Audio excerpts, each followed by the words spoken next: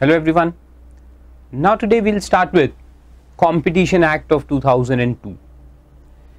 And as you can see, every time there is a question of 4 marks on this topic. सबसे पहले object दिया है, वो general knowledge के लिए है, उसमें कोई क्वेश्चन नहीं आने वाला, लेकिन एक बार पढ़ लेंगे अपन and then will move ahead. तो कॉम्पिटिशन एक्ट का मतलब ही क्या है आपको समझ में आता होगा. To create a competitive environment in this country. क्योंकि कंपटीशन से क्या है कि जो मैन्युफैक्चरर्स है उनका भी फायदा है और जो पब्लिक है उनका ज्यादा फायदा है. मान लो कि अगर अकेले फारूक सर ही पढ़ाते होते लॉ और पूरे इंडिया में बच्चों को सिर्फ फारूक सर की क्लास अटेंड करनी पड़ती, तो क्या होता कि Farooq sir would have charge 50,000 rupees. जैसे कि अब मैं तो नहीं करता हूँ, लेकिन एग्जाम्पल आप समझ गए होंगे, बहुत सारे हैं ऐसे अलग अलग सिटीज में जो एग्जॉर्बिटेंट फीस चार्ज कर रहे हैं because of lack of proper competition. और जब कॉम्पिटिटिव एनवायरनमेंट क्रिएट होता है तो we will be charging very competitive prices. यानी स्टूडेंट को अच्छे से अच्छे लेक्चर्स कम से कम प्राइस में देखने को मिलेंगे, है ना, एंड दे कैन लर्न. तो इसको कहते हैं कॉम्पिटिशन. तो एक कॉम्पिटिशन हमेशा रहना चाहिए मार्केट में and it should sustain on a good level so that it is beneficial for the general public at large. और जब ये कंपटीशन को तोड़ने की बात आती है तो उसमें बहुत सारी चीज होती है. एक होते हैं टाई अप एग्रीमेंट्स, है ना. फारूक सर टाई अप कर लेंगे विद अदर गुड प्रोफेसर्स और हम ग्रुप बना के लोगों को ऑफर करेंगे और इस तरह से कि आपको हमारे ही सब्जेक्ट लेने पड़ेंगे. अगर आप कॉस्टिंग लेना चाहते हैं तो इंडिया का बेस्ट प्रोफेसर हम ले आएंगे. डायरेक्ट टैक्स के लिए, इनडायरेक्ट टैक्स के लिए, लॉ के लिए, हर चीज़ के लिए बेस्ट प्रोफेसर्स का एक टीम जमा कर लेंगे और फिर कंपल्शन डाल देंगे कि हमको यानी आपको ग्रुप ही लेना पड़ेगा, otherwise you can not choose a single professor. तो इससे क्या होगा कि कंपटीशन हैम्पर होगा. जो बाकी टीचर्स है they will not be able to compete with us. तो ऐसे जो एग्रीमेंट्स होते हैं इसको एंटी कॉम्पिटिटिव एग्रीमेंट्स कहते हैं. इसमें बहुत सारे अभी मैं आपको बताऊंगा, लाइन से है. बड़ा इंटरेस्टिंग लॉ है पढ़ने के लिए, वेरी इंटरेस्टिंग. बहुत सारे एग्जांपल्स दूंगा मैं आपको. तो ऐसे जो चीजें हम करते हैं या लोग कर सकते हैं टू अवॉइड कॉम्पिटिटिव एनवायरनमेंट, इनको रोकना है. ऐसे एग्रीमेंट्स ना हो या अगर हुए हैं तो उनको खत्म किया जाए. तो ये पर्पज है इस लॉ का. सेकेंड है to create a dominant position. Dominant position यानी जैसे हम इसको मोनोपोलिस्टिक सिचुएशन भी कहते हैं. इकोनॉमिक्स में पढ़ा था आपने कि अगर हम मोनोपोली क्रिएट कर ले, इतना पैसा इन्वेस्ट करें कि हम अकेले राजा बन जाए, तो कंपटीशन अपने आप खत्म हो जाएगा. तो वो भी ना हो. जैसे अगर आज इंडिया में इतने सारे एयरलाइन कंपनीज हैं, अगर वो सब मर्ज हो जाए और मर्ज हो के क्या हो कि मोनोपोली क्रिएट कर ले, तो एक तो है डोमिनेंट पोजीशन, एक है एंटी कॉम्पिटिटिव एग्रीमेंट्स और एक है कॉम्बिनेशंस. तो जो मर्जर्स की मैं बात कर रहा था उसको हम कहते हैं कॉम्बिनेशन. सो कॉम्बिनेशंस भी अगर बन जाएंगे, अमैलगमेशंस हो, तो उससे क्या होगा कि लोग मोनोपोलिस्टिक सिचुएशन क्रिएट कर सकते हैं and that will not be good in public interest. तो ये तीनों चीजों को कैसे रोका गया है? Agreements to avoid competition, combinations and dominant position. ये 3 वर्ड आप दिमाग में डाल लो. ये 3 वर्ड पे हम पूरा डिस्कशन करेंगे. ओके तो ये एक्ट का काम क्या है? कंपटीशन को सस्टेन करना, डेवलप करना, मेंटेन करना. और अगर आप इसको तोड़ने की कोशिश करोगे तो फिर ये एक्ट लग जाएगा और कंपटीशन कमीशन ऑफ इंडिया जो है वो ऑर्डर पास करेगा आपके अगेंस्ट. राइट? तो ये अपने को पढ़ने का है. तो देखो उसके ऑब्जेक्ट्स में वही दिया है और कुछ पढ़ने की जरूरत नहीं है. When you will read the whole law you will understand the objects of the. वैसे एक बार देख लेते हैं. Prevent practices having adverse effect on competition, promote and sustain competition in the markets, protect the interests of consumers. ये भी एक point है उसमें, कंज्यूमर के इंटरेस्ट को प्रोटेक्ट करे, and ensure freedom of trade carried on by other participants in the markets in India and for matters connected therewith or incidental देयरटू. तो ये सब उसके फीचर्स इस एक्ट के. Then competition policy and law. The competition policy is regarded as a genus of which the competition law is a species. यानी overall जो policy है government का, कॉम्पिटिशन पॉलिसी कहते हैं उसको, इसके अंदर ये कॉम्पिटिशन एक्ट जो है वो एक स्पीसी है, एक पार्ट है उसका. It provides the necessary powers to the Competition Commission to enforce and implement the competition policy. The central economic goal of the policy is the preservation and promotion of competitive processes or practices.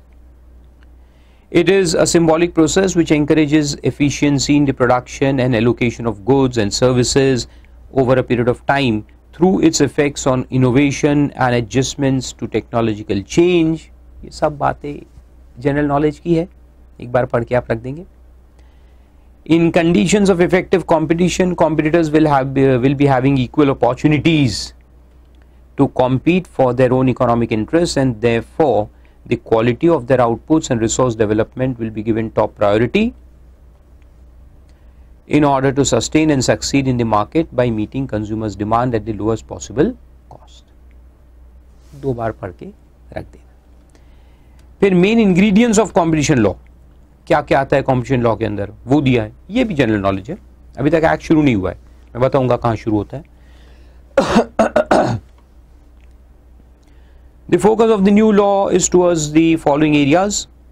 Prohibition of certain agreements, कहा था मैंने आपसे, एक होता है agreements, इसको anti competitive agreements कहते हैं, which are considered to be anti competitive in nature. Such agreements namely tie in, जैसे मैंने आपको एग्जांपल दिया कि सारे प्रोफेसर्स मिलकर अपन एक टाई इन एग्रीमेंट बना लेंगे. एक्सक्लूसिव डीलिंग्स, ये भी एक होता है एक्सक्लूसिव डीलिंग, मैं सिर्फ आपको बेचूंगा किसी और को नहीं, या आप सिर्फ मुझसे खरीदेंगे. ये सब एग्जांपल्स मैं दूंगा आपको आगे.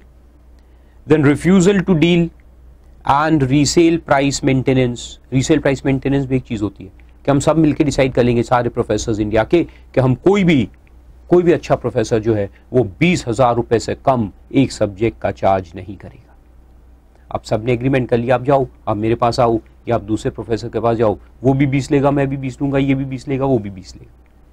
तो जाना है तो 20 तो देना ही है ना. तो इससे क्या होगा कि पब्लिक के इंटरेस्ट में बात नहीं रहेगी. अगर फेयर कॉम्पिटिशन हो तो हम अपना प्राइस कम से कम रखेंगे, so that more students will come to us. But if we have a price agreement, then we'll say, मालूम है अपने को कि 20,000 तो देना ही है कस्टमर ने, तो वो अच्छी बात नहीं है. तो ये सब एग्रीमेंट्स बनाए जाते हैं, इसको एंटी कॉम्पिटिटिव एग्रीमेंट्स कहते हैं.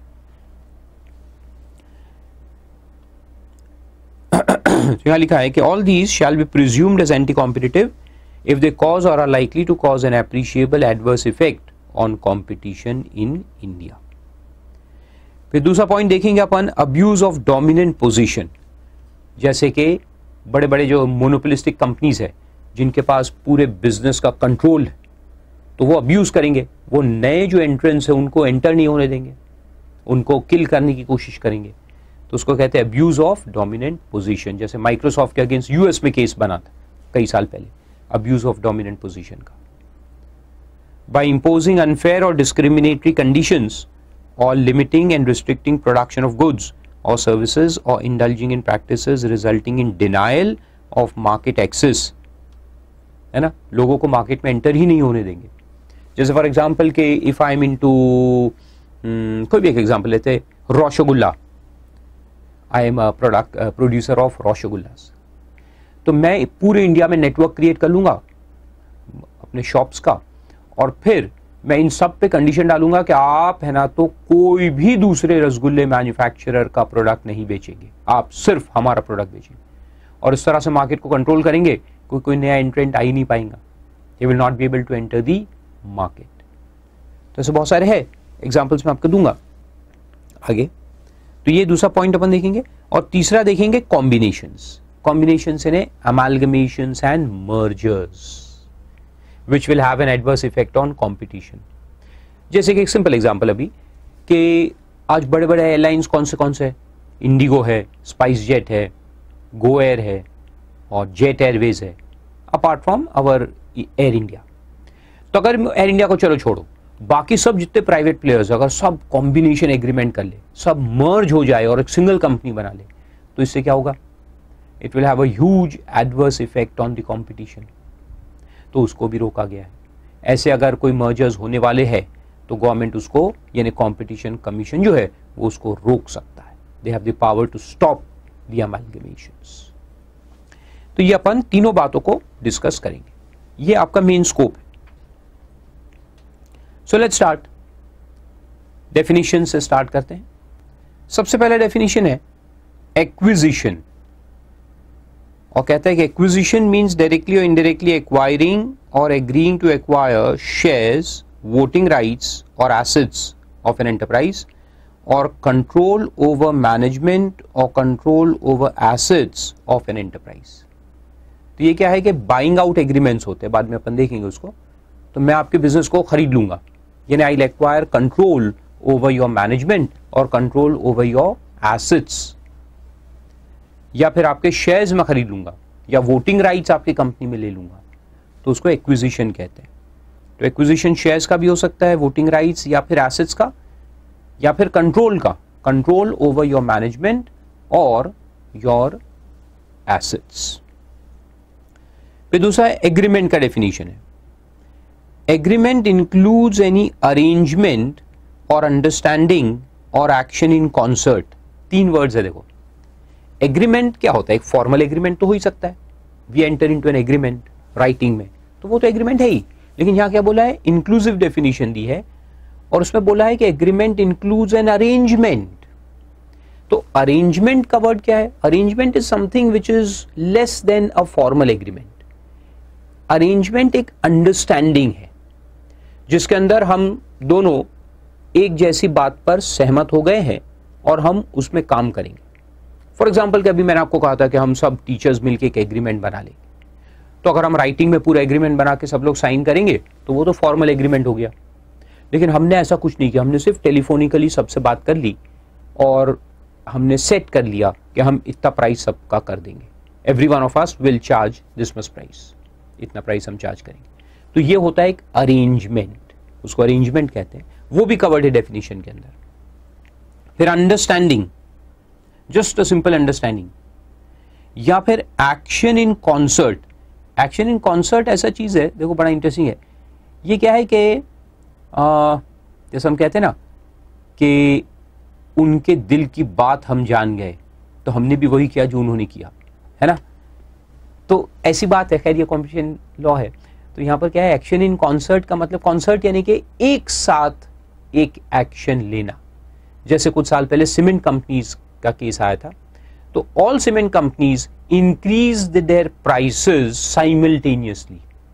एक एयरलाइन का भी केस आया, सभी एयरलाइन कंपनीज ने अचानक 50-50% अपने रेट बढ़ा दिए, सबने ऐसा किया। अब किसको मालूम कि उनके अंदर बात हुई थी कि नहीं हुई थी? वी डोंट नो, हो सकता ना भी हुई हो, लेकिन सबने एक ही काम एक साथ किया।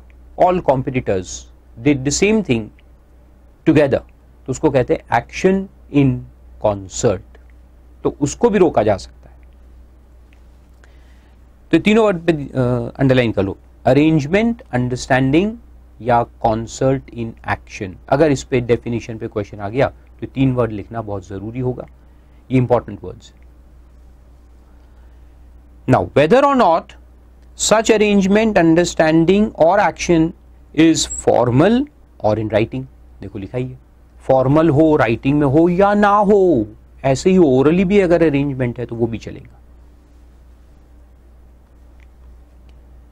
And whether or not such arrangement, understanding or action is intended to be enforceable by legal proceedings, whether or not यानी हमारा इंटेंशन इसको लीगल करने का है या नहीं है, दोनों भी चलेंगे, दोनों कवर होगा एग्रीमेंट की डेफिनेशन में।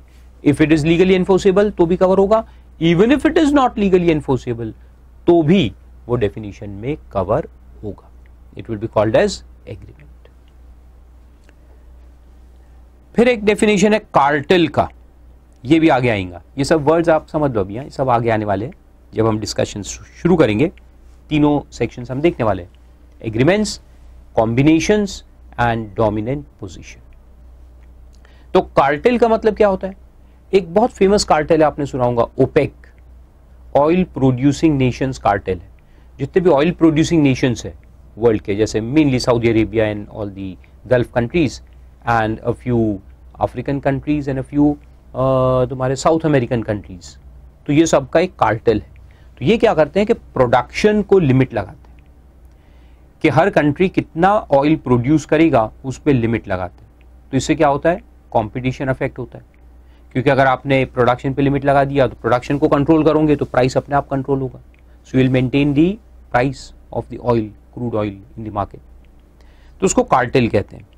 तो बेसिकली कार्टेल क्या होता है, एक एसोसिएशन होता है, किसका, प्रोड्यूसर्स का या सेलर्स का या डिस्ट्रीब्यूटर्स का या ट्रेडर्स का या सर्विस प्रोवाइडर्स का। जैसे मैंने कहा कि सारे सीए पढ़ाने वाले जितने फैकल्टीज हैं इंडिया में, तो वो सब मिलके एक एसोसिएशन क्रिएट कर लेंगे और फिर उस एसोसिएशन से अपन अलग अलग चीजें कंट्रोल कर सकते हैं, है ना।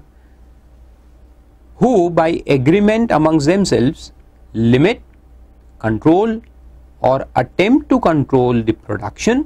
जैसे मैंने ऑयल वाला एग्जांपल दिया आपको, ओपेक वो प्रोडक्शन को कंट्रोल करते हैं कि कौन सा कंट्री कितना प्रोडक्शन करेगा, कितने मिलियन क्या बोलते हैं उसको, बैरल्स प्रोड्यूस करेगा एक दिन के अंदर या गैलेंस। देन डिस्ट्रीब्यूशन को अपन लिमिट करेंगे, सेल या फिर प्राइस या फिर ट्रेड इन गुड्स और प्रोविजन ऑफ सर्विस। तो अपन एक एसोसिएशन बना लेंगे। किन लोगों का एसोसिएशन रहेगा, जैसे सीमेंट का एग्जांपल दिया तो सारे जो सीमेंट मैन्युफैक्चरर्स इंडिया के सब मिलकर एक एसोसिएशन बना लेंगे और वो या तो प्रोडक्शन को कंट्रोल करेंगे कि कौन सा प्रोड्यूसर कितना कितना सीमेंट प्रोड्यूस करेगा। तो उससे क्या होगा कि अपन जो सप्लाई है मार्केट में उसको कंट्रोल करेंगे, सप्लाई को कंट्रोल करके प्राइस को ऑटोमेटिकली इंक्रीज कर सकते हैं। सारी इकोनॉमिक के फंडा है। या फिर डिस्ट्रीब्यूशन को कंट्रोल करेंगे या सेल को या प्राइस को, मिनिमम प्राइस मेंटेनेंस कि इस प्राइस के नीचे कोई नहीं बेचेगा। फिर किन चीजों के अंदर, तो गुड्स के अंदर या प्रोविजन ऑफ सर्विस के अंदर। तो सर्विसेज भी कवर्ड है इसमें। तो मैं जो एग्जांपल आपको देता हूं सीए कोचिंग क्लासेस का, वो भी इसमें कवर्ड है। Airlines is a service, banking is a service, तो ये सब भी इसमें कवर्ड रहेंगे। फिर कंज्यूमर का डेफिनेशन देखते हैं। इस पे बहुत बार क्वेश्चन आता है एग्जाम में, डिफाइन कंज्यूमर, और उसकी लेंथ को देख के डरने का नहीं है, बहुत सिंपल डेफिनेशन है, बताता हूं कैसे। तो consumer is the person who is affected, ठीक है। कंज्यूमर को राइट है कंपटीशन कमीशन के पास जाकर कंप्लेन करने का, है ना। अब देखो थर्ड पार्टी तो कोई कंप्लेन नहीं करता। अब कंज्यूमर ही वो पर्सन है जिसको कंपटीशन के नहीं होने से फर्क पड़ता है ना। जैसे मैंने कहा कि हम सब सीए क्लास वालों ने एग्रीमेंट बना लिया, तो इसका असर सीधा सीधा किस पे पड़ेगा, आपके ऊपर। तो आप कौन है, कंज्यूमर, करेक्ट। तो देखो कंज्यूमर कौन होता है, उसकी डेफिनेशन यहां दिया है। अब देखो मैं सिंप्लीफाई कैसे करता हूं इसको, कि ये 1 है और ये 2 है, तो इनको दो दो बार नहीं पढ़ने का है, दोनों एक ही है। सवाल क्या है कि ये गुड्स है और यहां सर्विस है, बाकी डेफिनेशन सेम। तो गुड्स, फिर उसी को कॉपी करके सिर्फ सर्विस वर्ड डाल दो, सेम डेफिनेशन। तो ए और बी आप खुद बना सकते, आई मीन टू से 1 and 2। तो डेफिनेशन क्या कहता है, देखो, बाइज एनी गुड्स, बाइज, अभी गुड्स है तो बाई लिखा है, सर्विस है तो अवेल लिखना है, हायर्स और अवेल्स एनी सर्विस, सिंपल। तो एक गुड्स का है एक सर्विस का है, अपन ऐसा बोलेंगे क्या, buys any service, no, hires और अवेल्स एनी सर्विस। तो ग्रामर को चेंज करना है। For a consideration, very important point, उसको अंडरलाइन किया जाए, फॉर अ कंसिडरेशन। तो मान लो कि कहीं पर किसी पर्सन ने, कोई एनजीओ है, उन्होंने एक ठेला लगा के समोसे फ्री में बांट रहे, फ्री में। आप भी पहुंच गए, बाइक खड़ी की बाजू, अरे फ्री में मिल रहा है, चल यार, जाके समोसे खाते। 4 समोसे खा लिए और पेट खराब हो गया, खराब क्वालिटी के थे। तो क्या आप उनके अगेंस्ट कंप्लेन कर सकते हो एज अ कंज्यूमर, क्या आपने खराब क्वालिटी के समोसे हमको खिलाए? तो आंसर है नो, क्योंकि फ्री में थे ना। तो फ्री में जो चीज मिलती है वहां आप कंज्यूमर नहीं हो, याद रखो, you are not a consumer. Consumer तब हो जब आपने उसको परचेज किया है फॉर ए कंसिडरेशन। या आजकल देखो लेक्चर्स की नकली डीवीडीज भी मिलती है ना, पायरेटेड। तो आपने पायरेटेड डीवीडी कहीं से लाए और उससे पढ़ाई कर ली और फेल हो गए, तो क्या टीचर पे केस कर सकते हो कि आपने सब गलत पढ़ा है? बिल्कुल नहीं। Bad quality? बिल्कुल नहीं, क्योंकि तुमने पैसे दिए थे क्या टीचर को? नहीं, तुम तो पायरेटेड वाला देख रहे। तो then you can not complain, you are not a consumer. तो अंडरलाइन कर दो, for a consideration. which has been paid। अब देखो यहां से क्या डेफिनेशन कह रहा है कि कैसे दिया है कंसिडरेशन, तो वो सिंपल रहता है, which has been paid यानी कि कैश सेल में खरीद के लाए, और प्रॉमिस यानी कि क्रेडिट सेल। एक है कैश सेल, एक है क्रेडिट सेल। प्रॉमिस यानी क्रेडिट सेल। और partly paid and partly promise, 100 में से 50 दे चुके हो, 50 देने वाले हो। और under a system of deferred payment, यानी कि आजकल मिलते हैं ना सब गुड्स ईएमआई के ऊपर, बड़े बड़े चीजें, इलेक्ट्रॉनिक गुड्स आजकल ईएमआई पे सेल होते हैं कि आप खरीद लो और ईएमआई पे करते रहना। तो वो जो ईएमआईज है उसको कहते हैं डेफर्ड पेमेंट, वो भी ले सकते हो आप। एंड इंक्लूड्स, अच्छा सॉरी यहां तक अपन इसको रोक देंगे, तो ये एक ब्रैकेट लगा दो। Consideration which has been paid और प्रॉमिस और पार्टली पेड और partly promise and includes deferred payment, उसमें हायर परचेज भी आ जाएगा, ईएमआई स्कीम्स आ जाएंगे, वो सब आ गए। एंड इंक्लूड्स, अब यहां डेफिनेशन चेंज होता है, इंक्लूड्स एनी यूजर, अंडरलाइन करो, यूजर ऑफ सच गुड्स, और सर्विस में बोलेंगे बेनिफिशियरी ऑफ सर्विस। तो वहां यूजर वर्ड है, यहां बेनिफिशियरी, दो वर्ड को अंडरलाइन करो, यहां यूजर यहां बेनिफिशियरी। तो कैसे कि देखो अब पापा क्या है कि रसगुल्ले खरीद के लाए घर में, तो पापा कौन बने? Consumer, because he has paid the consideration and bought the rasgullas. खाएंगे कौन? खाएंगे तो सब घर वाले खाएंगे ना, तो बीवी है, बच्चे हैं, माँ बाप है, वो भी खा रहे, तो वो सब कौन बने? वो भी कंज्यूमर्स बने, दे आर ऑल्सो कंज्यूमर्स। तो वो कहता आता है यूजर। या कोई सर्विस लिया, मैंने टाटा स्काई का डिश लगा दिया घर पे, तो मैंने पेमेंट किया, लेकिन देखने वाले तो सब है ना, तो वो यहां आता है beneficiary of service. Main beneficiary तो वाइफ ही होती है, वही सबसे ज्यादा टीवी देखती है। खैर मेरे केस में तो उल्टा है, लेकिन बाकी जो घर वाले रहते हैं तो house wives and all, so they will see the TV. Tata Sky पैसे में भरूंगा, देखेंगे वो, है ना, तो बेनिफिशियरी। और बच्चे वगैरह कार्टून नेटवर्क लगा के बैठे रहते दिन भर, तो वो बेनिफिशियरी हुए। लेकिन ये यूजर या बेनिफिशियरी जो है, ये कंज्यूमर कब कहलाएगा? देखो तो वहां लिखा है, उसका एक कंडीशन है। तो user of such goods other than the person who buys such goods. अब यहां से जो है ना, ये देखो, other than the person who buys such goods for consideration paid और प्रॉमिस और पार्टली पेड और पार्टली प्रॉमिस और under system of deferred payment, ये ब्रैकेट यहां लगा दो, ये यूजलेस है, इसको आपको लिखने की जरूरत भी नहीं है। क्यों?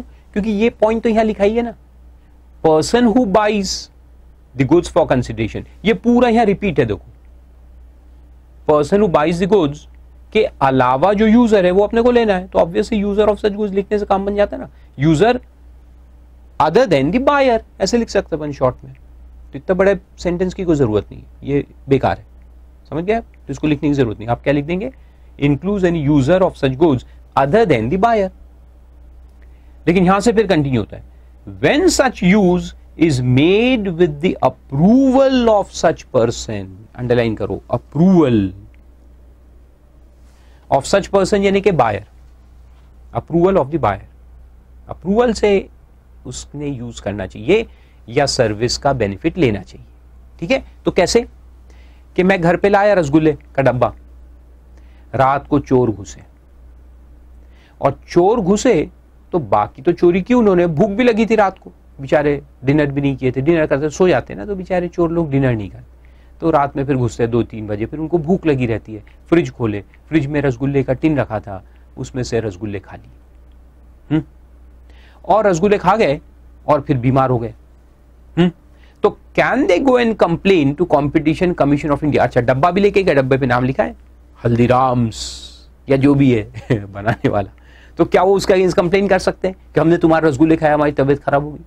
नहीं कर सकते, क्योंकि वो चोर लोग हैं, they are not using it with the approval of the buyer.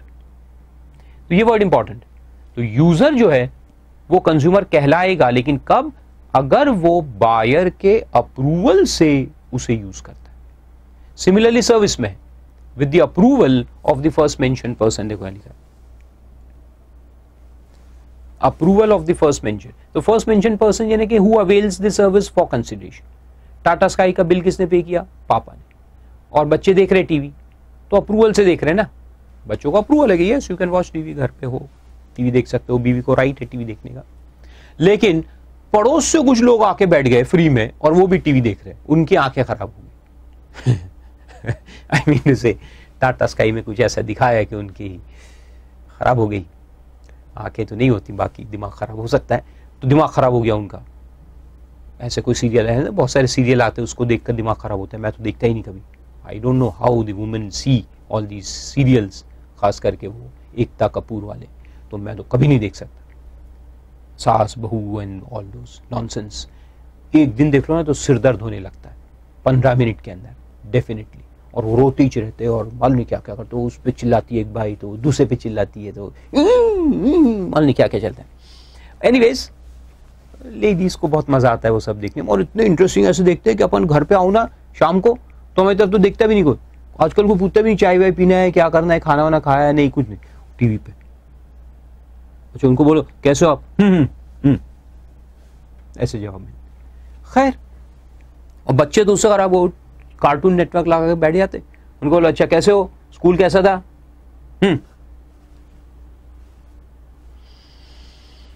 एक आध दिन लगता है कि मेरे को भी वीडियो ऐसे टीवी पे लगाना पड़ेगा तो बच्चे देखेंगे घर पे कि हाँ हाँ चाचा ऐसा कर रहे, वरना देखते नहीं, ऐसे लाइव नहीं देखते, उनको भी टीवी में दिखाना पड़ेगा, एक आध लेक्चर ऐसा रिकॉर्ड करके। तो खैर जाने दो। तो अप्रूवल इज इंपॉर्टेंट वर्ड, हाँ, approval of such person, whether such purchase of goods is for resale or for any commercial purpose or personal use। तो लास्ट में 3 चीज है कि जो परचेज किया वो किस लिए किया, तो हो सकता है पर्सनल यूज के लिए किया हो, जैसे रसगुल्ले खरीदे तो क्यों, खाने के लिए, पर्सनल यूज, या कमर्शियल भी है और रीसेल भी है। तो रीसेल यानी trader, trader is also called as a consumer as per this definition. तो मैन्युफैक्चरर से जो ट्रेडर ने खरीदा, डीलर ने, तो डीलर भी कंज्यूमर की डेफिनेशन में आता है। एंड फॉर कमर्शियल पर्पस यानी कि कमर्शियल यूज, बिजनेस यूज के लिए, जैसे हम फर्नीचर खरीदते हैं ऑफिस का, तो बिजनेस यूज के लिए, फैक्ट्री में लगाने के लिए मशीन खरीदा तो बिजनेस यूज के लिए, लेकिन वहां भी हमें यानी जो फैक्ट्री ओनर है वो मशीनरी का कंज्यूमर माना जाएगा। ठीक है, तो आप देखो डेफिनेशन को कैसे याद रखोगे आप, बहुत सिंपल तरीका है। बाइज goods for consideration, पहला point, buys goods for what, consideration। consideration कैसा, which has been paid or promised or partly paid or partly promised or on a deferred system। ठीक है, ये consideration का definition होगा। फिर आगे लिखना है कि it includes the user apart from the buyer who uses these goods with the permission, with the approval of the buyer। Correct. और फिर 3 बातें लिखना है कि बायर किस लिए बाई कर रहा है, तो for resale, for commercial use or for personal use. Simple definition. One who buys the goods for consideration, which consideration, paid, partly paid, promise, partly promise or deferred system. फिर उसमें कौन include करेंगे, user. कौन सा user, जो buyer के permission से use कर रहा है, और ये किस काम के लिए परचेज किया है, बायर है तो बायर ने किस काम के लिए परचेज किया है, या तो बिजनेस यूज यानी कमर्शियल यूज, या पर्सनल यूज, या resale. Simple.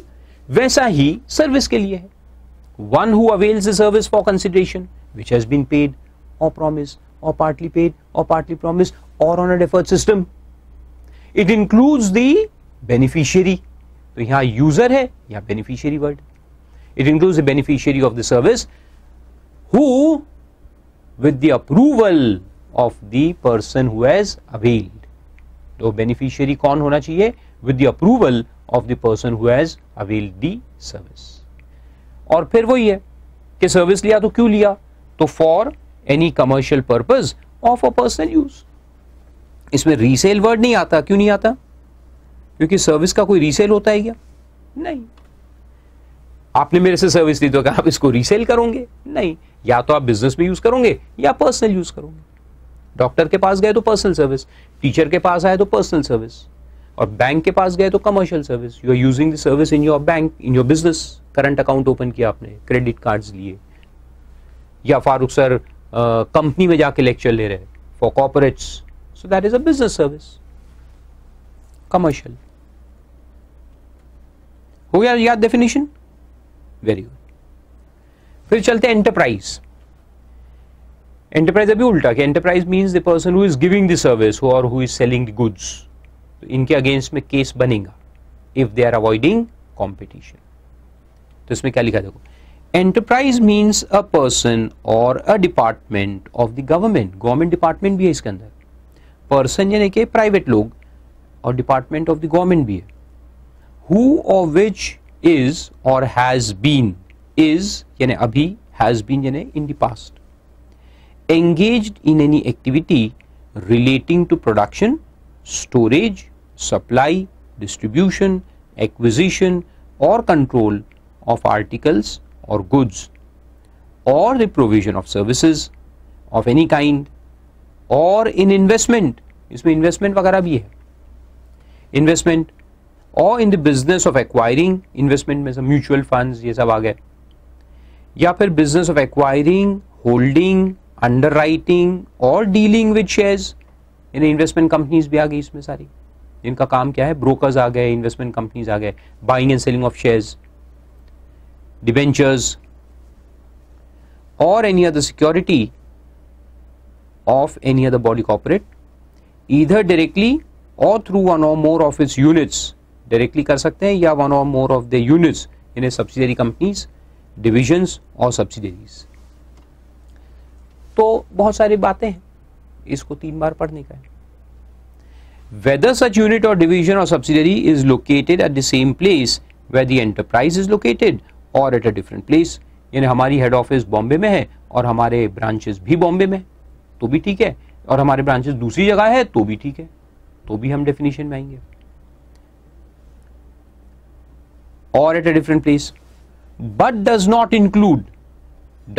include any activity of the government relatable to sovereign functions of the government। Underline करो, sovereign functions यानी कि जो कॉन्स्टिट्यूशन के अंदर गवर्नमेंट के जो फंक्शंस होते हैं, जो पावर्स होते हैं, उनको sovereign functions कहते हैं, जो कोई आम आदमी नहीं कर सकता। फॉर एग्जाम्पल पुलिस, तो पुलिस को हम एंटरप्राइज की डेफिनेशन में नहीं लेंगे, लेकिन गवर्नमेंट अगर प्रोडक्शन और सेल करता है, जैसे प्राइवेट सेक्टर में कोई भी करता है production and sale of goods, तो वहां गवर्नमेंट को भी हम एंटरप्राइज की डेफिनेशन में लेंगे। जैसे एयर इंडिया को एंटरप्राइज मानेंगे क्योंकि वो एयरलाइन बिजनेस में है, स्टील अथॉरिटी ऑफ इंडिया को एंटरप्राइज मानेंगे क्योंकि वो क्या करता है, production and sale of steel. तो ऐसे गवर्नमेंट के बहुत सारे फैक्ट्रीज है जो कि प्राइवेट से कॉम्पिटिशन करते हैं, तो वो सब एंटरप्राइज की डेफिनेशन में आएंगे।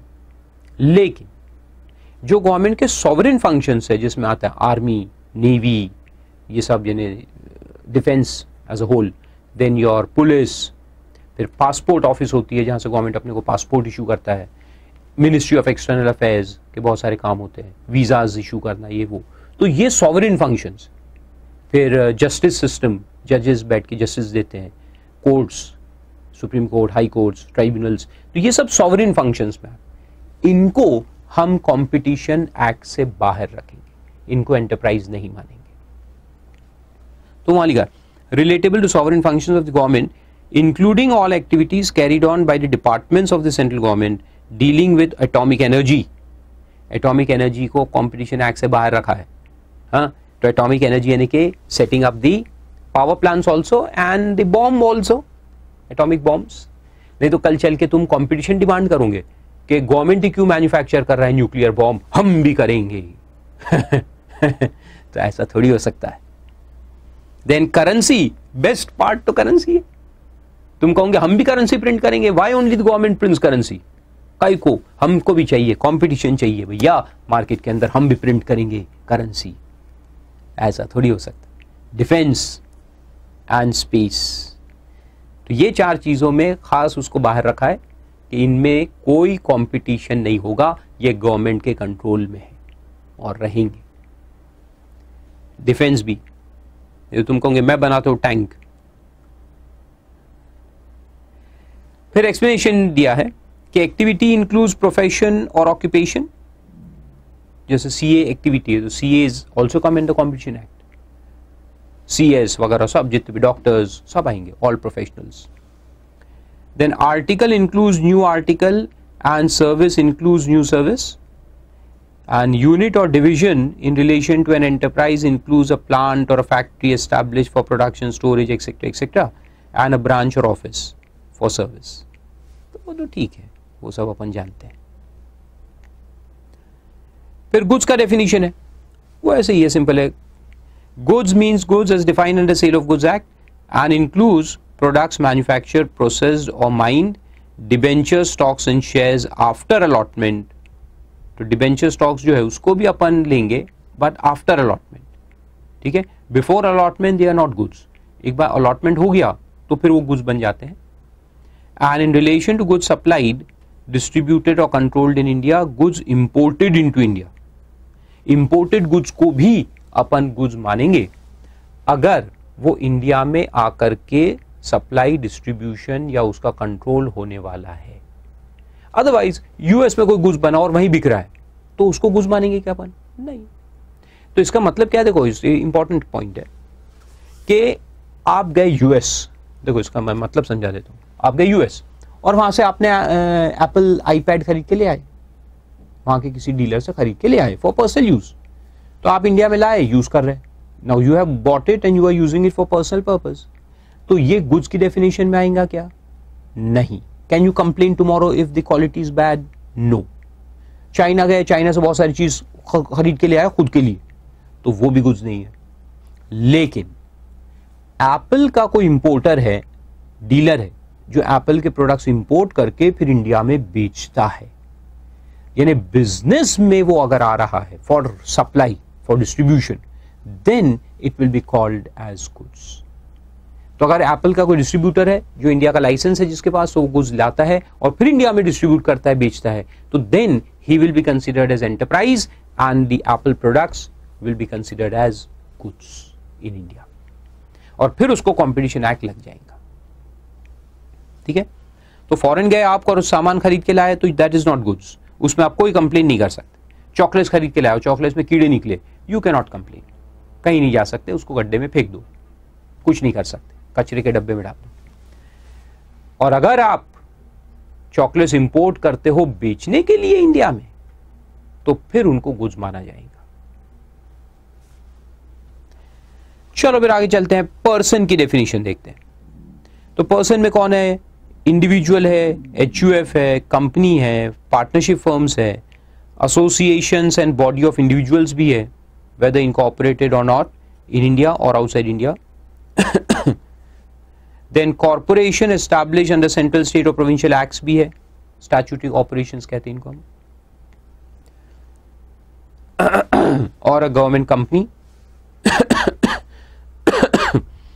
Then body corporates incorporated by or under the laws of a country outside India, यानी foreign companies इसमें आ गए, Apple and all will come here, General Electrics and what not, Samsung सब आ गए. Then cooperative society registered under the Cooperative Societies Act.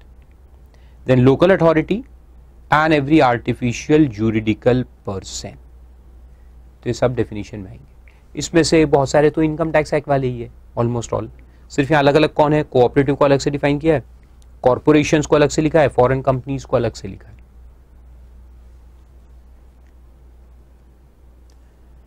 फिर एक definition है price का. What is the meaning of price? तो वहां लिखा है, in relation to sale of any goods or performance of any service includes every valuable consideration whether direct or indirect or deferred, and includes any consideration which in effect relates to the sale of any goods or to the performance of any service, although ostensibly relating to any other matter or thing. Ostensibly का मतलब है दिखना, यानी जो हमने agreement बनाया उसमें वो दिख रहा है कि कुछ और है, लेकिन एक्चुअली में सेल के लिए ही है, तो उसको भी अपन प्राइस की डेफिनेशन में इंक्लूड करेंगे. ये सिमिलर है जो अपन एक्साइज वगैरह में पढ़ते हैं, extra commercial considerations are to be included, ये वही है. Price should be the sole consideration and whole consideration for sale, वही डेफिनेशन है, वर्डिंग्स अलग है. कहने का मतलब क्या है कि देखो मैंने आपको पढ़ाया और आपको कहा कि tuition fees is 5000, book charges 5000, DVD cost 5000, ऐसे वगैरह वगैरह लगा दिया, तो अल्टीमेटली वो पढ़ाने के लिए ही तो है ना, डायरेक्टली और इनडायरेक्टली, तो वो सबको अपन इंक्लूड करेंगे. प्राइस की डेफिनेशन के अंदर। हालांकि ऑस्टेंसिबली वो क्या लग रहा है कि ये सब अलग अलग चीजों के लिए है, ऑस्टेंसिबली यानी दिखना, यानी ऐसा लग रहा है कि ये सब अलग अलग चीजें हैं, लेकिन अल्टीमेटली वो सर्विस देने के लिए ही है, तो वो सबको अपन इंक्लूड करेंगे। देन रेलेवेंट मार्केट, यहां 3 डेफिनेशन आएंगे, तीनों को अच्छे से पढ़ लो, ये इंपॉर्टेंट है, ये बाद में अपने को काम आने वाली है। तो रेलेवेंट मार्केट, मार्केट का डेफिनेशन इसलिए है क्योंकि कंपटीशन अफेक्ट हो रहा है। अपन ऐसा कह रहे हैं कि हमने कोई एग्रीमेंट बनाया, कुछ तो भी किया जिससे कंपटीशन पे असर हो रहा है, अफेक्ट हो रहा है।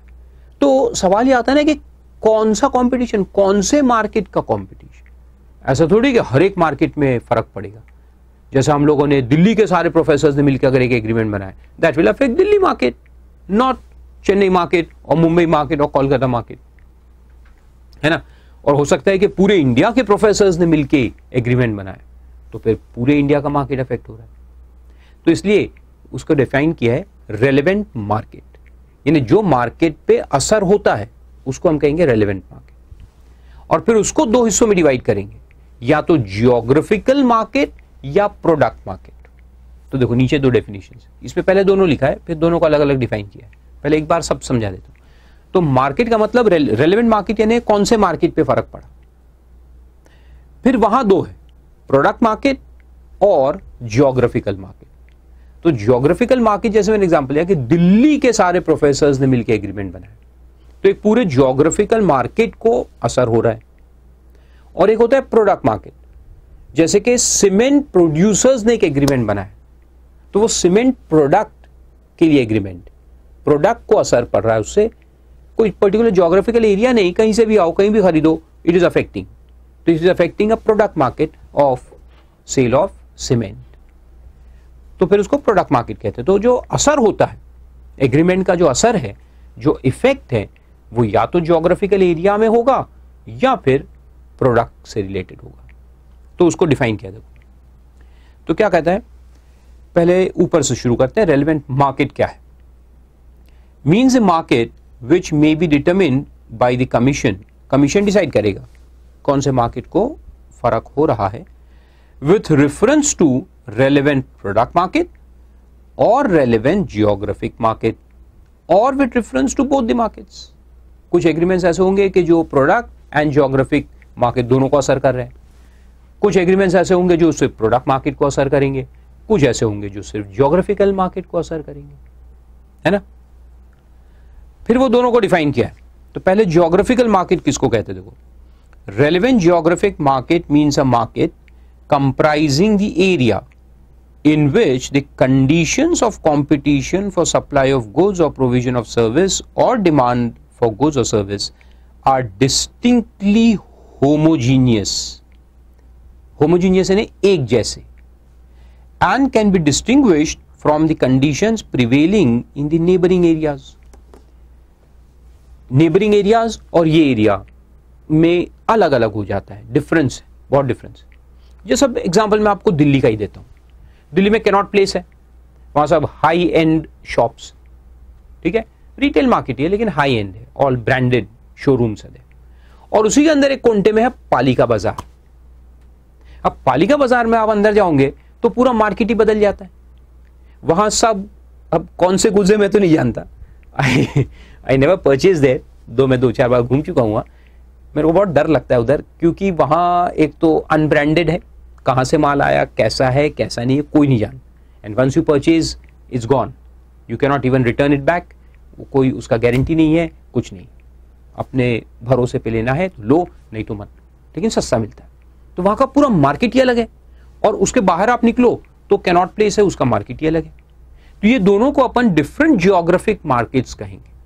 पालिका बाजार, उसके अंदर जितने भी दुकानें हैं सबका कंडीशंस ऑफ सेल वगैरह जो है वो होमोजीनियस, एक ही जैसे गुड्स होते हैं और एक ही जैसा एनवायरनमेंट है, उनके टेक्निक्स ऑफ सेल जो है वो भी सेम है, और उनका जो पूरा पॉलिसी है, सेल पॉलिसी, वो भी सेम है। तो उसको एक होमोजीनियस मार्केट कहेंगे। तो Palika Bazaar by itself is a homogeneous market, and Connaught Place can be considered as one homogeneous market पूरा जो है, क्योंकि वहां पे फिर कंडीशंस ऑफ सेल सेम है।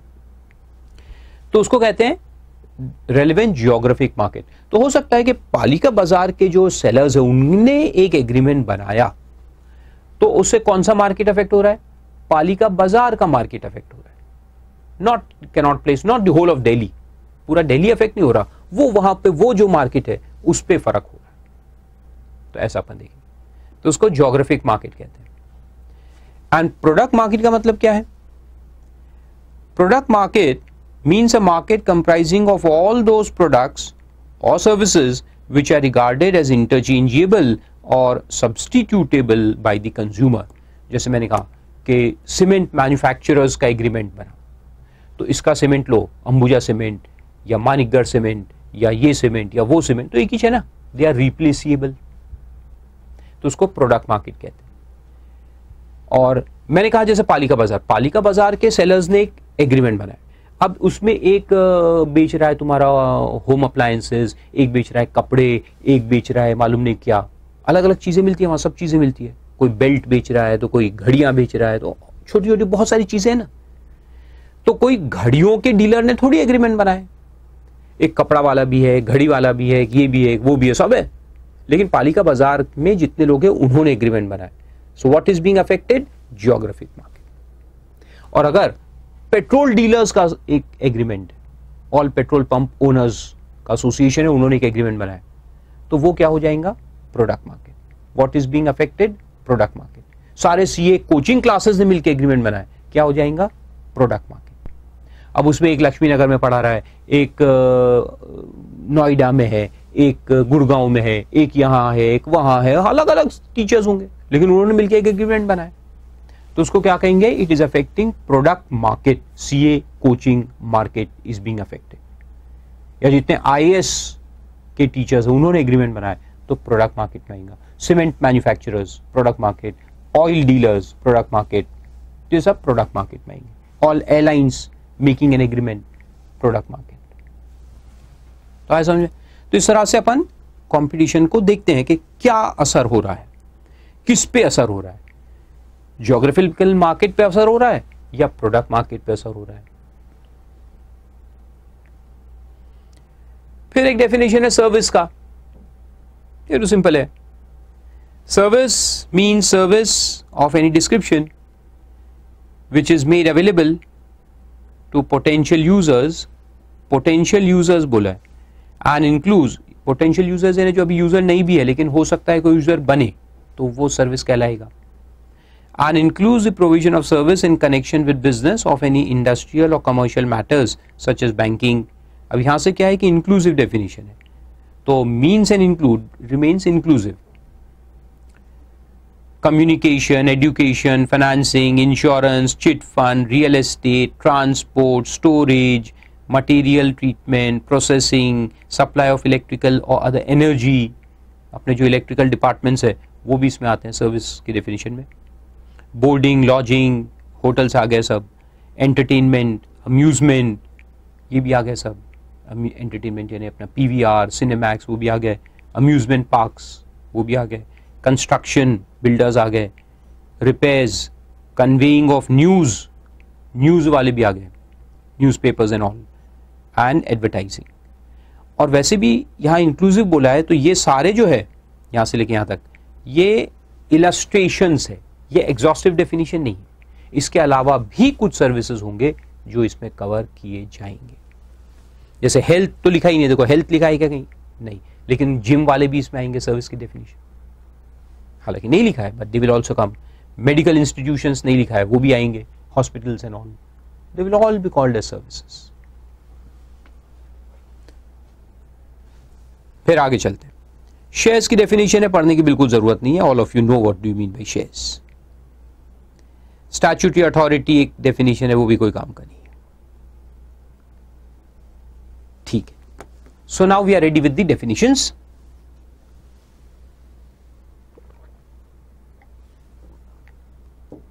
अब यहां से मेन जो सेक्शंस है वो अपन चालू करते हैं, ठीक है। तो देखो अब क्या क्या नहीं करने को बोला है इस लॉ ने, यहां से अपन शुरू करते हैं। तो सबसे पहले सेक्शन 3 है prohibition of certain agreements, abuse of dominant position and combinations। 3 बातें हैं। तो सेक्शन 3 शुरू करता है, क्या कहता है?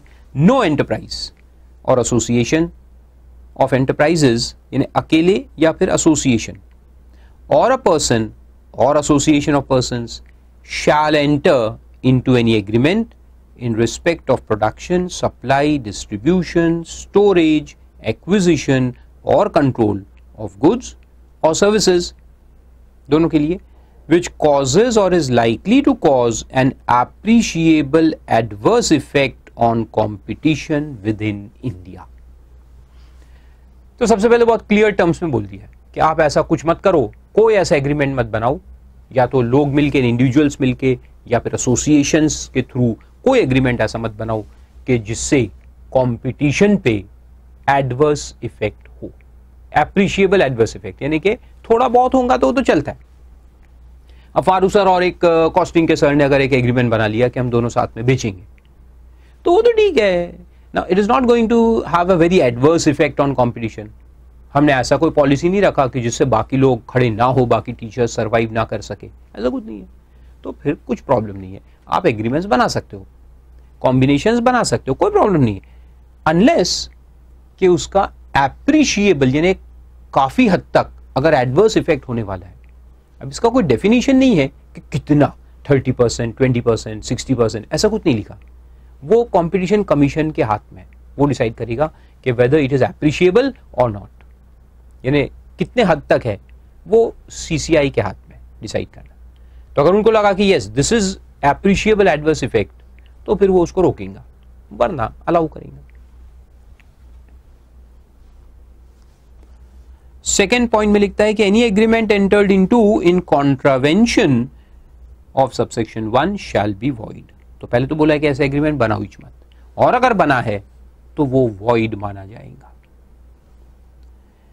फिर कहता है कि agreement entered into between enterprises और एसोसिएशंस ऑफ एंटरप्राइजेस और पर्सन्स और एसोसिएशन ऑफ पर्सन्स और between any person and enterprise, यानी या तो एंटरप्राइजेस यानी जो बिजनेस हाउसेस है उनका एग्रीमेंट, या उनके एसोसिएशंस के एग्रीमेंट्स, या पर्सन्स इंडिविजुअल्स उनके एग्रीमेंट्स, या पर्सन विद एसोसिएशन,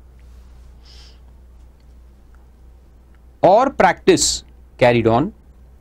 तो दो बातें हैं, एग्रीमेंट और प्रैक्टिस कैरिड ऑन और decision taken by any association of enterprises or association of persons including cartels engaged in identical or similar trade of goods or provision of service which directly or indirectly determines purchase or sale prices or limits or controls production, supply, markets, technical development, investment or provision of service, or shares the market or source of production or provision of service by way of allocation of geographical area of market or type of goods or service or number of customers in the market or in any other similar way, या फिर directly or indirectly results in bid rigging or collusive bidding shall be presumed to have an appreciable adverse effect on competition।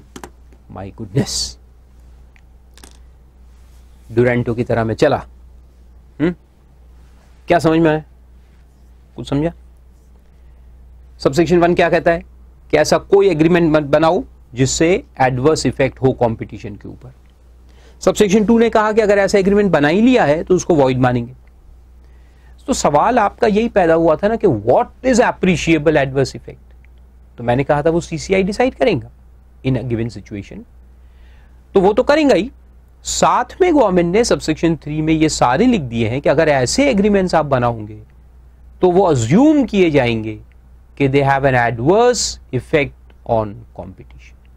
तो ये सब presumptive schemes है जिसको हम adverse effect मानेंगे। तो एक बार फिर से देखते हैं क्या क्या था इसके अंदर। वापस एक बार देखते हैं क्या क्या। देखो आप, बड़ा इंटरेस्टिंग है, बहुत सारे एग्जांपल्स में दूंगा अभी। तो एग्रीमेंट बोला है, agreement entered into between enterprises, यानी बहुत सारे बिजनेस हाउसेस ने एग्रीमेंट बनाया, और एसोसिएशन ऑफ एंटरप्राइजेस, जो एसोसिएशन है, जैसे मैंने कहा कि नागपुर में एक ऑयल एसोसिएशन है, जितने भी पेट्रोल पंप है पेट्रोल पंप ओनर्स एसोसिएशन। फिर बॉम्बे में भी ऐसे एसोसिएशन होगा, चेन्नई में भी होगा, दिल्ली में भी होगा। तो ये सब एसोसिएशंस ने फिर मिल करके एक एग्रीमेंट बनाया, ठीक है। तो या तो एंटरप्राइजेस ने बनाया, या एसोसिएशंस ने बनाया, या पर्सन्स ने बनाया, या एसोसिएशन ऑफ पर्सन्स ने बनाया, या फिर पर्सन और एंटरप्राइज ने मिलकर बनाया, ठीक है। एग्रीमेंट, यहां तक तो एग्रीमेंट। और प्रैक्टिस कैरिड ऑन, दूसरा वर्ड है प्रैक्टिस। तो एक एग्रीमेंट है, एक वर्ड है प्रैक्टिस, यानी हम सब ने मिलकर ऐसा प्रैक्टिस किया, यानी ऐसा वो था ना, action in concert, that is a practice. और डिसीजन इज टेकन, एक डिसीजन लिया है सबने मिलके, by any association of enterprise or association of persons, including cartels. Cartel का डेफिनेशन देगा, कार्टल इज एसोसिएशन, है ना, of the same manufacturers or sellers or producers. तो उन्होंने एक डिसीजन लिया है। क्या डिसीजन लिया, देखो अब ये सारे बातें, what are the decisions taken, what is the agreement, what is the practice about। तो ये चार मैटर्स, डायरेक्टली और इनडायरेक्टली डिटरमिन्स परचेज और सेल प्राइसेस, यानी परचेज प्राइस को फिक्स करना या सेल प्राइस को फिक्स करना। अब कैसे, देखो दोनों के एग्जांपल देता हूं, परचेज एंड सेल। परचेज को देखते हैं। तो परचेज में क्या है कि बहुत सारे इलेक्ट्रिसिटी जनरेशन प्लांट्स हैं ना इंडिया में, नॉर्मली सब थर्मल पावर प्लांट्स होते हैं। अब थर्मल पावर प्लांट क्या करता है, कोल यूज करता है ना, they use coal for making electricity. तो ये जितने भी पावर प्लांट्स हैं और कोल जो माइंस है, उनको भी मालूम है कि हमारा मेजर सेल इनको है, किसको है, थर्मल पावर प्लांट्स को है। तो ये सारे जो थर्मल पावर प्लांट्स है वो मिलके एक दिन बैठेंगे अपनी अपनी बिजली के साथ, आई मीन से अपनी अपनी एंटरप्राइज के साथ मिलके बैठेंगे और एक डिसीजन लेंगे कि हम कोल जो परचेज करते हैं वो 30 रुपए किलो से ऊपर नहीं देंगे। अब देखो मेरे को नहीं मालूम है कोल का प्राइस वाइस क्या होता है, मैं तो एग्जांपल दे रहा हूं। तो उन्होंने डिसाइड कर लिया कि हम 30 रुपए के ऊपर परचेज नहीं करेंगे। अब झक मार के कोल वालों को अपने पास आना ही है और हम सब ने एग्रीमेंट करके बैठ गए अपन कि कोई भी अपन 30 रुपए से ऊपर एक पैसा नहीं देंगे। तो हमने क्या किया, परचेज प्राइस को फिक्स कर दिया। तो अब कोल कंपनीज जो है उनको किसी भी हालत में अपने को बेचना ही पड़ेगा 30 रुपए में, नहीं तो कहां जाएंगे वो बेचने, कोई नहीं खरीदने को तैयार। तो हमने जो ये फिक्स कर दिया प्राइसेस से क्या हुआ कि कंपटीशन पे फर्क पड़ेगा ना। Similarly sale prices, sale price का एग्जांपल तो सिंपल है, जैसे सीमेंट कंपनीज ने किया था, they fix the sale price कि हम इससे नीचे नहीं बेचेंगे। सर्विस प्रोवाइडर्स, मैंने एग्जांपल दिया, Farooq Haq and all other professors come together and say that we will not give tuition class for less than 20,000, fix कर सकते सेल प्राइसेस। सेकेंड है limits or controls production. OPEC का एग्जांपल दिया था मैंने आपको, ऑयल प्रोड्यूसिंग नेशंस क्या करते हैं, खैर वो तो एग्जांपल इंडिया के बाहर का है, वैसे इंडिया में भी हो सकता है कि अपन प्रोडक्शन पे कंट्रोल लगा देंगे तो प्राइस अपने आप बढ़ेगा। अगर हम प्रोड्यूसर्स है तो हम क्या करेंगे, हर एक प्रोडक्शन पे कंट्रोल लगा देंगे। तो limits or controls production, supply, markets, technical development. Technical development भी है, देखो ये भी एक इंपॉर्टेंट पॉइंट है, देखो इसको समझा दूं मैं आपको। टेक्निकल डेवलपमेंट में क्या होता है कि खर्चा बहुत होता है, ये खास करके मोबाइल कंपनीज हो गए, जितने भी इलेक्ट्रॉनिक गैजेट्स हैं, इसमें टेक्निकल डेवलपमेंट बहुत ज्यादा है। और शायद आपको नहीं मालूम होगा कि इनके सबके, सैमसंग हो गया and all this companies, big companies, Toshiba and all, Sony and Apple, they have got their laboratories for doing research in new technologies. तो इनका रिसर्च इतना ज्यादा होता है। और इंटेल, वर्ल्ड फेमस कंपनी, तो इनका जो R&D है, रिसर्च एंड डेवलपमेंट, उसमें ह्यूज अमाउंट ऑफ इन्वेस्टमेंट करते लोग, ह्यूज। और इससे जो प्रोडक्ट डेवलप होता है वो फिर मार्केट में लॉन्च करते हैं। लेकिन अभी ये प्रोडक्ट मार्केट में आया नहीं तो उनका रिसर्च एंड डेवलपमेंट डिपार्टमेंट तो अगला प्रोडक्ट बना के बैठा रहता है। जब वो कमर्शियल स्टेज पे आएगा तब तक और नए 2 प्रोडक्ट बन के रखे रहते हैं उनके पास। इतना फास्ट रिसर्च, ह्यूज रिसर्च। तो ये रिसर्च की वजह से क्या होता है कि इनको खुद को नुकसान होता है। कैसे कि इंटेल ने अभी एक चिप बनाया, तो वो चिप जब तक मार्केट में, कमर्शियल प्रोडक्शन में आके बल्क में बन के मार्केट में उतरता है, तब तक उनके 2 चिप नए रेडी होते पीछे। R&D डिपार्टमेंट ने 2 चिप नए बना के रख दिए, which are 10 times faster than this earlier chip. अब वो भी अगर मार्केट में हम डाल देंगे बीच, तो क्या होगा कि ये जो प्रोडक्ट अभी हमने मार्केट में उतारा है, जैसे एक एग्जांपल लेता हूं कि सैमसंग ने अभी 6 लॉन्च किया है, S6, और उनके पास तो S7 S8 बन के रखे होंगे रिसर्च एंड डेवलपमेंट लेबोरेटरी के अंदर, लेकिन उसको भी अगर लॉन्च कर देंगे तो ये S6 जो इतने सारे पीसेस बना के मार्केट में डाले हैं हायर प्राइस पे ताकि अपना पूरा कॉस्ट रिकवर हो रिसर्च का, वो कहाँ जाएंगे? और यही अगर अपने सिर पे बैठ गया स्टॉक तो अपने को तो पूरी कंपनी डूब जाएंगी ना, यानी हमारा रिसर्च हमको ही डुबा देंगे।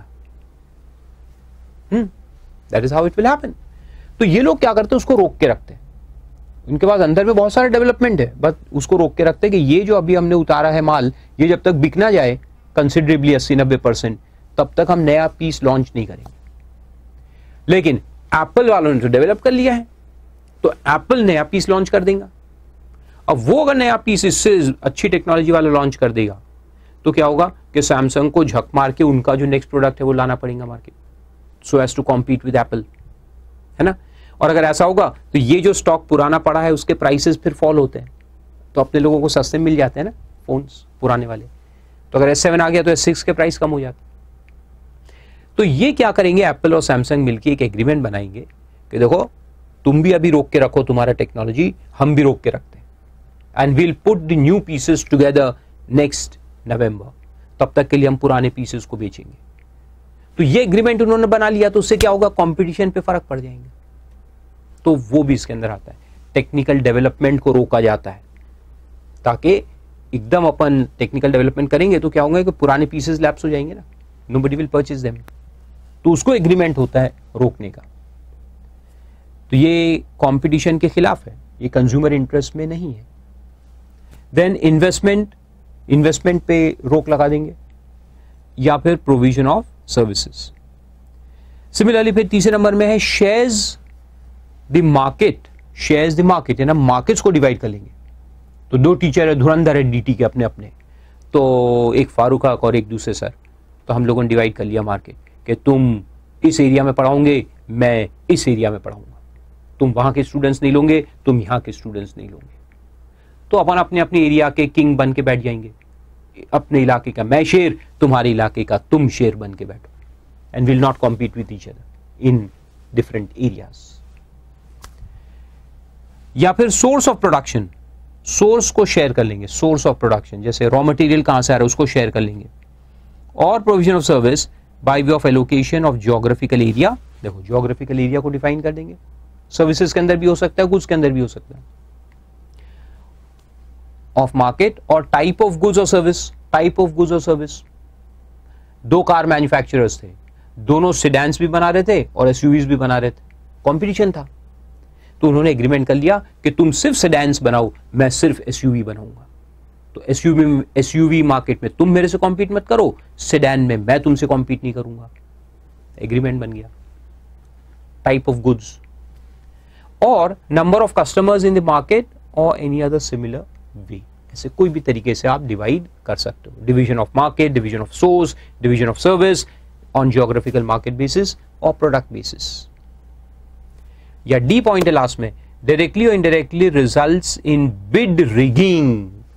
ये भी बड़ा इंपॉर्टेंट है, ये जो सब स्कैम्स हुए थे ना, टेलीकॉम स्कैम एंड ऑल, तो वो बिड रिगिंग होते हैं।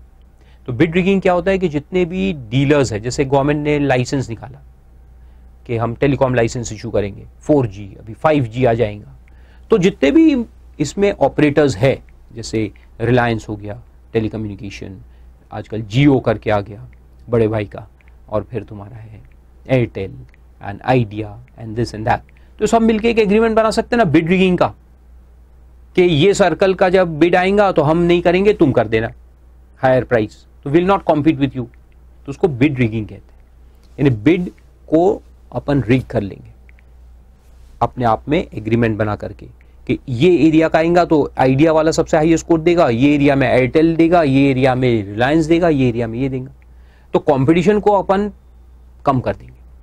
तो उससे क्या होगा कि अपने को सस्ते में सब एरियाज मिल जाएंगे ना, because there will be no competition. और कोल्यूसिव बिडिंग, यानी वही मिली भगत, कोल्यूशन को लिख दो मिली भगत, मिली भगत करके बिडिंग करेंगे कि अपन बिड कर लो फिर आपस में बांट लो,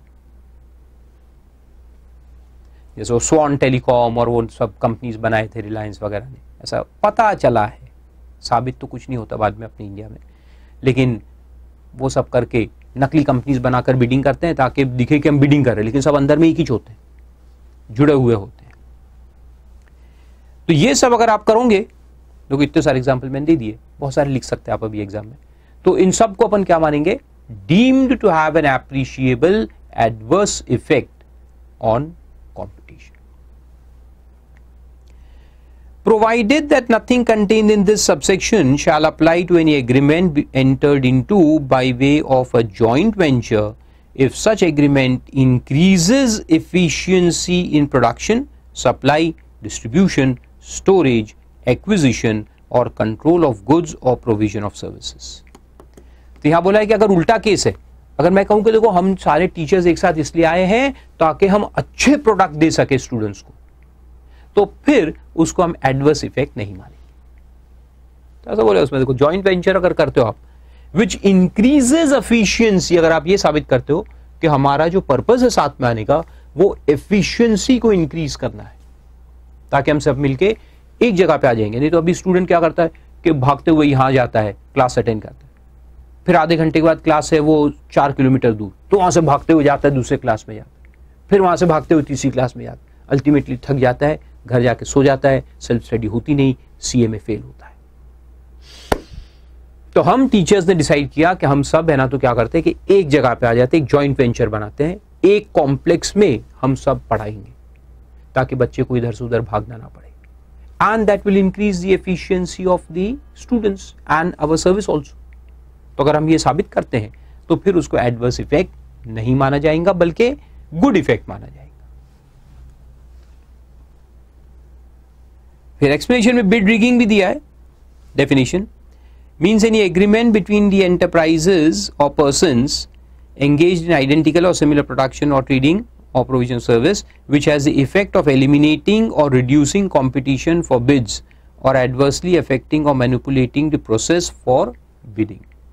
तो वही मैंने आपको समझा दिया। बिड रिगिंग में क्या होता है कि मिली भगत होती है, पहले से हम डिसाइड कर लेते हैं कि ये वाले ब्लॉक का जब बिडिंग आएगा तो तुम करना, ए करेगा हाईएस्ट बिड, बाकी सब चुपचाप बैठेंगे या बहुत कम प्राइस कोट करके बैठ जाएंगे।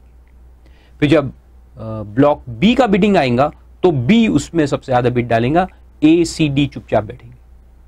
तो ऐसे करके उसको रिग करते हैं।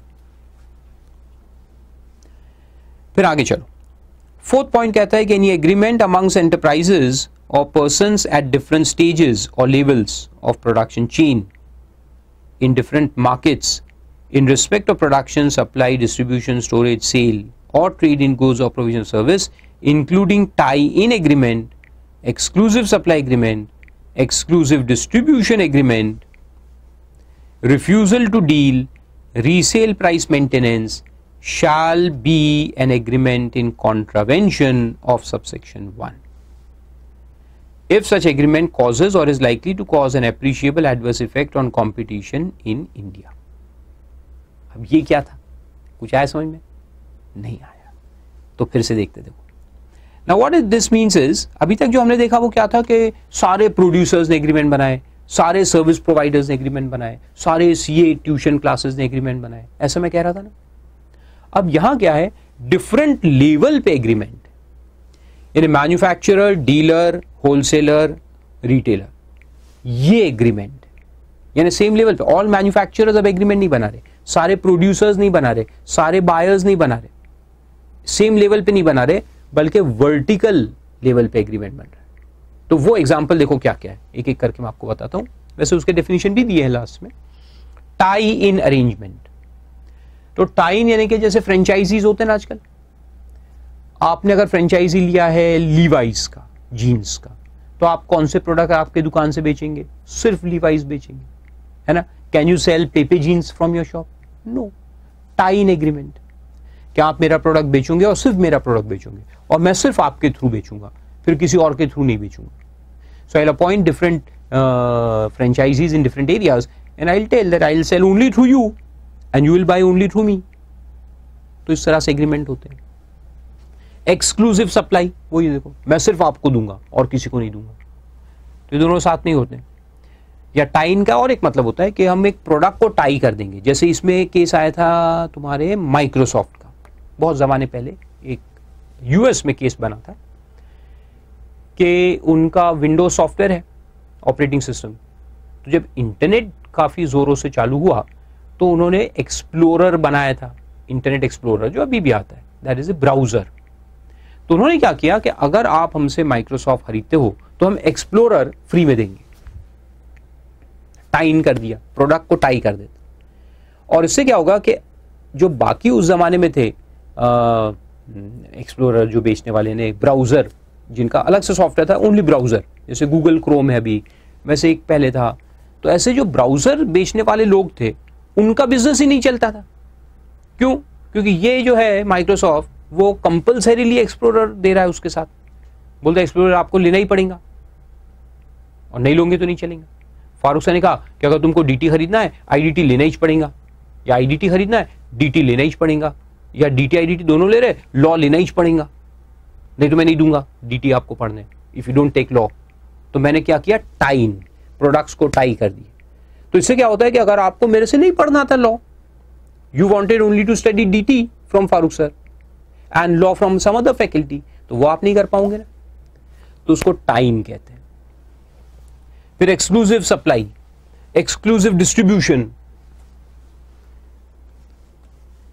रिफ्यूजल टू डील, मैं 4 डीलर अपॉइंट कर दूंगा और कोई भी उसके अलावा मेरे पास आएगा, मैं कहूंगा नहीं, I will not deal with you, मैं आप लोगों को गुड्स नहीं बेच सकता।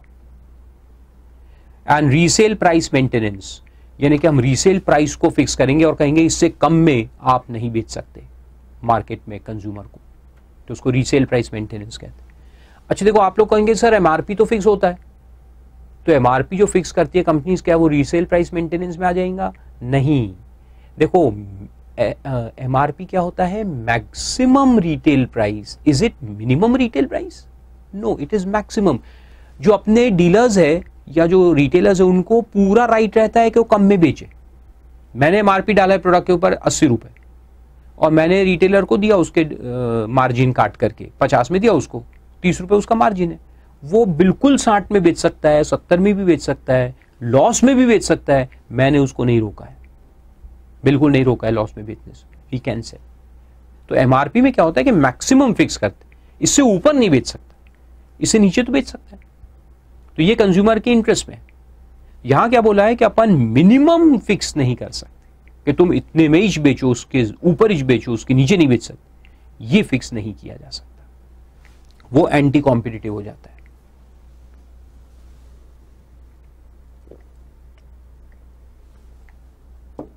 तो देखो इन सबके डेफिनेशन है वहां। टाइन पहला वाला, तो टाइन किसको कहते हैं? includes agreement requiring a purchaser of goods as a condition of such purchase, as a condition to purchase some other goods. जबरदस्ती उसको दूसरी चीज लेनी ही पड़ेगी। अब जैसे तुम गए शादी करने गए और तुमको बहुत अच्छी भी लगी लड़की, स्नेहा करके उसका नाम है, शी इज गुड, लेकिन एक कंडीशन डाल दिया उनके, यानी तुम्हारे जो ससुराल वाले हैं, लड़की के माँ बाप, उन्होंने कंडीशन डाल दिया कि हम स्नेहा देंगे तुमको, और बहुत बड़ा खानदान भी है, रईस भी है, तो तुम भी गए कि चलो कुछ मिलेगा, अच्छा है, गिफ्ट आई मीन टू से। तो स्नेहा तो कैसी भी थी, जैसी भी थी, अच्छी थी, आप एग्री कर लिए, लेकिन उन्होंने कहा कि हमारा एक कंडीशन है। तुमने कहा क्या? एक वो एडवर्टीजमेंट आता था बहुत साल पहले, हमारा कंडीशन है शादी नहीं हो सकती। तो बोलते क्यों? तो बोले बारात में सिर्फ पान पराग मिलना चाहिए। अरे ऐसा जोक नहीं है, यहाँ पे उन्होंने कंडीशन ये डाला कि इसका जो छोटा भाई है बिल्कुल ही बेकार था, आई मीन टू से पढ़ता भी नहीं था, कुछ नहीं, और बहुत ही नॉनसेंस किस्म का था, और उसको इसके साथ टाइन कर दिया। तो स्नेहा मिलेंगी लेकिन इसके साथ ये साले को भी लेना पड़ेगा, हाँ साले को साथ में रखना पड़ेगा, तो स्नेहा मिलेंगी। तो ये कौन सा एग्रीमेंट हो गया? टाई इन एग्रीमेंट, कि ये प्रोडक्ट लोगे तो दूसरा लेना ही पड़ेगा, डीटी लोगे तो आईडीटी लेना ही पड़ेगा। तो this is not good for the competition. कुछ एकेडमीज ऐसा करती भी थी, मैं नाम तो नहीं ले सकता, लेकिन there were some people who use this type of business. उनके अगेंस्ट कंप्लेन हो सकता था, किसी स्टूडेंट ने किया कि नहीं मुझे मालूम नहीं, but you could have done. Accounts लोगे तो उसके साथ में कुछ तो भी टैक्स या ऑडिट या ये सब्जेक्ट लेना ही पड़ेगा. So that is not allowed, that is adverse effect on competition. Second, exclusive supply agreement includes agreement restricting in any manner the purchaser in the course of his trade from acquiring or otherwise dealing in goods other than those of the seller or any other person. यानी franchise agreements लिख दो बाजू में, franchises. Franchise agreement में वही होता है कि we stop you from dealing in any other goods. आपको मैंने मेरे कंपनी का फ्रेंचाइजी दिया तो आप सिर्फ मेरे गुड्स बेचोगे, दूसरे किसी के नहीं बेचोगे, है ना, सिंपल बात. इसको एक्सक्लूसिव सप्लाई एग्रीमेंट कहते हैं. अब ये हर बार खराब होते हैं क्या? नो. अरे भाई मैंने आपको कहा कि आप सिर्फ मेरा लेबल बेचोगे, जैसे मैंने आपको फारूका क्लासेस की फ्रेंचाइजी दी थी आपकी सिटी में कि आप मेरे डीवीडीज रखो आपके शॉप में और फिर वहां से उसको बेचो, तो मैं ऑफकोर्स आपको कहूंगा कि आप दूसरे कोई टीचर के नहीं बेच सकते, आप सिर्फ फारूका क्लासेस के ही टीचर्स जो है उनका ही प्रोडक्ट बेच सकते हो. अरे लेकिन इससे कोई कंपटीशन थोड़ी फर्क पड़ रहा है, बाजू में दुकान है ना, वहां दूसरे टीचर भी लगाकर बेच सकते. हमने थोड़ी कहा है कि बाकी टीचर बाकी बाजू की दुकान में नहीं बेच सकते, बिल्कुल बेच सकते और बेच ही रहे. There are so many products available. So even though I restrict you from selling any other product, it is not affecting competition in any manner. इसलिए ये अलाउड है, ये चल सकता है. तो all franchisees do this thing but they are allowed. कोई जगह कंपटीशन कमीशन ने रोका नहीं है उनको. क्यों नहीं रोका है? क्योंकि कंपटीशन जो चलता रहता है ना, यहाँ इसका शोरूम है तो वहाँ बाजू में लीवाइस का शोरूम है, तो यहाँ पेपे का शोरूम है, तो यहाँ यूनाइटेड कलर्स और बेनेटन का शोरूम है, सब बेच रहे हैं, market is there. Then exclusive distribution agreement. तो इसमें क्या है? Agreement to limit, restrict or withhold the output or supply of any goods or allocate any area or market for disposal or sale of goods. यानी limit लगा दूंगा कि इससे ज्यादा मैं माल आपको नहीं दूंगा बेचने के लिए, या फिर मैं आपके ऊपर रिस्ट्रिक्शन लगाऊंगा कि आप इस एरिया के बाहर नहीं बेच सकते. यानी I will appoint 6 dealers in different areas of India and impose a condition on them that they cannot sell outside their jurisdiction. तुमको मैंने दिल्ली का डीलर बनाया, तुम सिर्फ दिल्ली में बेचो. तुमको कलकत्ता का बनाया, तुम सिर्फ कलकत्ता में बेचो. तो उसको एक्सक्लूसिव डिस्ट्रीब्यूशन एग्रीमेंट कहते हैं. अब ये भी क्या है कि हर एग्रीमेंट कंपटीशन को खत्म नहीं करता है. हो सकता है कंपटीशन हो, वो तो कंपटीशन कमीशन देखेगा कि इसका कितना इफेक्ट हो रहा है. Then refusal to deal includes agreement which restricts or is likely to restrict by any method the persons or class of persons to whom goods are sold or from whom the goods are bought. इसको refusal to deal मैंने पहले बताया कि मैं 5-6 dealers appoint कर दूंगा India में और कहूंगा कि मेरा पूरा प्रोडक्ट सिर्फ इनको दूंगा और किसी को नहीं दूंगा. तो उसको कहते हैं refusal to deal. And resale price maintenance, ये भी मैंने आपको समझा दिया. जो प्राइस है अपने उसको अपन मेंटेन करेंगे, मिनिमम प्राइस को मेंटेन करेंगे. जिसको भी हम दे रहे हैं उसके ऊपर कंडीशन लगाएंगे कि आप इससे कम में नहीं बेच सकते कंज्यूमर को, इसके ऊपर ही बेचना पड़ेगा, उससे कम में बेचोगे तो हम तुम्हारा लाइसेंस कैंसिल कर देंगे. तो ये सब सेक्शन 4 था. फिर 5 पे आते हैं. Nothing contained in this section shall restrict. तो पहले तो सब रिस्ट्रिक्शन डाले और फिर बाद में लिखा nothing shall restrict. The right of any person to restrain any infringement of or to impose reasonable conditions as may be necessary for protecting any of his rights which may have been or may be conferred upon him under the Copyrights Act, Patents Act, Trade and Merchandise Marks Act, Geographical Indication of Goods Act, Designs Act, basically all type of patent acts. ये अलग अलग है. Example all IPRs you can say, intellectual property rights. तो सब IPRs है. और क्या कहता है? और एक semiconductor integrated circuits act भी है. या फिर the right of any person to export goods from India to the extent to which the agreement relates exclusively to the production, supply, distribution, control of goods or provision of services. तो 2 exceptions दिए government ने. एक IPR और एक export, दो exceptions. तो IPR में क्या होता है, देखो अब आईपीआर में तो एक्सक्लूसिव एग्रीमेंट बनाना ही पड़ता है ना। जैसे मेरे पास एक पेटेंट राइट और मैंने आपको दिया यूज करने के लिए, तो हमारे बीच में एग्रीमेंट हुआ है कि मैं किसी और को नहीं दूंगा सेम चीज यूज करने, नहीं तो मतलब क्या आएगा, मैंने एक प्रोडक्ट पेटेंट आपको दिया है, अगर वही मैं जमाने भर को दूं तो फिर कोई मतलब ही नहीं आएगा ना। जैसे कि होंडा मोटर्स ऑफ जापान, तो उसने इंडिया में जो कंपनी है, एक कंपनी उसको चूज किया, उसको पेटेंट दिया कि तुम हमारे कार्स बनाओ। अब वहां ओपन रहेंगे क्या, वो कोई भी कार बनाओ हमारे, हाँ, या रास्ते पे चलते हुए मैकेनिक को भी दे दिया तुम भी बनाओ हमारे कार, अरे नहीं, वो तो बिजनेस करने के लिए जरूरी है ना, तो वहां पर ये अलाउड। तो इसका मतलब ये थोड़ी है कि बाकी कार्स अवेलेबल नहीं है, हायुंडई मोटर अपने डीलर को देगा और मारुति वाला, सुजुकी वाला अपने कंपनी को देंगे, सब देंगे, और competition is existing in the market, कोई प्रॉब्लम नहीं है, तो वहां पे अलाउड रहता है। तो जितने भी आईपीआर्स है, आईपीआर्स में रिस्ट्रिक्शन अलाउड है, क्योंकि अगर रिस्ट्रिक्शन नहीं लगाएंगे तो मतलब नहीं आएगा ना, then what is the use of the right, तो वहां पे अलाउड है। और दूसरा है एक्सपोर्ट। एक्सपोर्ट में हम एक्सक्लूसिव एग्रीमेंट्स कर सकते हैं, तो वो क्यों अलाउड है, क्योंकि उसमें इंडिया का कंपटीशन अफेक्ट नहीं हो रहा ना, तो इसमें अलाउड है। हाँ, तो ये था सेक्शन 3। सबसे पहले बहुत सारे रिस्ट्रिक्शंस थे इसके अंदर, राइट। तो अभी अपन लेंगे ब्रेक, छोटे छोटे लेक्चर में खास आपको देता हूं क्योंकि नंबर ऑफ टाइम ज्यादा है, तो 3 घंटे का लेक्चर दूंगा तो क्या होगा कि आप बीच में रोकेंगे फिर चालू करेंगे तो आपके काउंट्स लैप्स होते जाएंगे। So will stop here in this lecture and then continue section 4 in the next lecture.